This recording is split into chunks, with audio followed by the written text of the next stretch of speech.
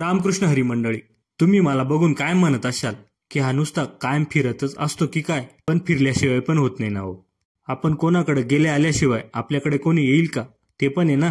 आज आहे ना फक्त आमरस आणि पुरणपोळी खायला जातोय मामांच्या गावी नांदगाव टाकळीला, ते पण एवढा कडक उन्हात 60 किलोमीटर अंतर पार करून. कसं आहे, मामांनी एवढ्या आपुलकीने आणि प्रेमाने बोलवलं त्यामुळे जावंच लागतं.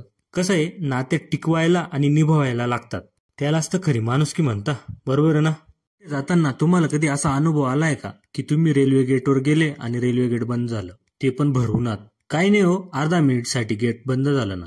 असंच माझ्यासोबत आज घडलं, ते पण भर उन्हात दुपारच्या वेळेस.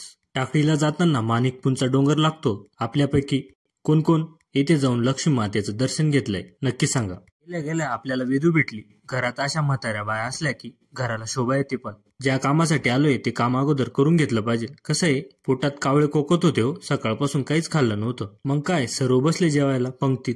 पंक्तीत जेवणाची मजाच वेगळी असते. पण हसून खेळून जेवण होतं. मग काय, दाबून पुरणपोळी आमरस रशी भात खाल्ला. लग्न झालं की एक फायदा असतो, पण ते म्हणजे सासरवाडीकडून मिळालेल्या कूलर आणि फॅन मध्ये झोपायची. भैयाला कूलर पण आणि फॅन पण मिळालाय. भाऊंची मजाच वेगळी सध्या.